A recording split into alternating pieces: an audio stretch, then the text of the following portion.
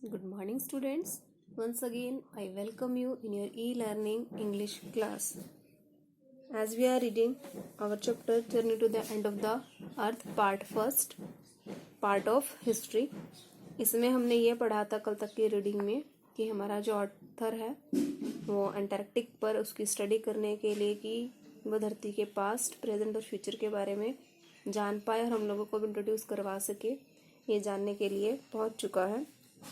So today we are going to start our reading and the paragraph is to visit Antarctica now is to be a part of that history. So guys, are you ready? Same time you will mark the difficult word and phrases. To visit Antarctica now is to be a part of that history to get a grasp of where we have come from and where we could possibly be heading. Now the narrator is saying कि अगर आज हम Antarctica की यात्रा करें तो इसका मतलब ये होगा कि हिस्ट्री के उस हिस्से का पार्ट बन जाना, मीन से उस स्थान को देखना जहाँ से हम लोग आए हैं और शायद हम लोग फिर दोबारा उसी की तरफ बढ़ रहे हैं. It is to understand the significance of Caledonian folds and pre Cambrian granite shields. Narrator is saying इसका मतलब ये है कि कॉर्डेलियन सतहों को, फोल्ड्स वर्ड स्टैंड फॉर सतह, और प्री कैम्ब्रियन ग्रेनाइट की ढालों को, ओजोन और कार्बन को, evolution word stand for Vikas and extension stand for विनाश. विकास और विनाश को समझना, उसके महत्व को समझना. When you think about all that can happen in a millions years, जब आप उस सब के बारे में सोचते हैं जो 1 मिलियन वर्ष में हो सकता है, then it can pretty mind boggling. Mind boggle करना, पजलिंग, पहेलीपूर्ण होना. जब आप उस चीज के बारे में सोचते हैं जो 1 मिलियन वर्ष में हो सकता है तो समझ लो ये चीज आपके दिमाग को झकझोरने वाली हो सकती है. ये सब चीजें आपके माइंड को ब्लॉक कर सकती है, मिनटों से आपके दिमाग को झकझोर सकती है. इमेजिन, अब कल्पना करके देखिए, India pushing northwards, jamming against Asia to buckle its crust and form the Himalayas. Buckle word stand for झुकना. अब कल्पना कीजिए, एशिया की ऊपरी परत को उधेड़ने वाला हिमालय का निर्माण करने के लिए भारत उत्तर की तरफ बढ़ रहा है. दक्षिण अमेरिका उत्तरी अमेरिका में जाकर मिलने के लिए खिसकता हुआ, as South America drifting off, drift करना, खिसकना, off to join North America, opening up the Drake passage, underline the Drake passage, to create a cold circumpolar current keeping Antarctica freezed, desolate and at the bottom of the world. As I told you, दक्षिण America उत्तरी America में जाकर मिलने के लिए खिसकता हुआ एक ठंडी ध्रुवीय धारा का निर्माण करके ड्रेक रास्ते को खोल रहा है, एंड अंटार्कटिका का जमा हुआ, फ्रीज्ड जमा हुआ, डिसोलेट बंजर बनाकर, and at the bottom of the world बंजर बनाकर उसको संसार की तलहटी पर रख रहा है. Got it till here? For a sun worshipping South Indian like myself, now the narrator is saying कि मेरे जैसे एक सूर्य पूजक दक्षिण भारतीय के लिए, 2 weeks in a place where 90% of the Earth's total ice volumes are stored in a chilling prospect, कि मेरे जैसे इंसान के लिए, एक भारतीय के लिए, उस स्थान में जो 2 सप्ताह जहां पे रहना संपूर्ण पृथ्वी की 90% बर्फ का भंडार है, एक दुखदाई इंसिडेंट है. यानी कि उसके लिए यहाँ पे रहना बड़ा मुश्किल है. And he is also saying not just for circulatory and metabolic functions but also for the imagination.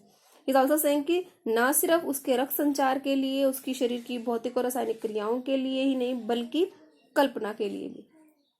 It's like walking into a giant ping pong ball devoid word stand for lacking of any human markers, no trees, billboards, building. वो ये कहता है कि यहाँ ऐसा कुछ नहीं है.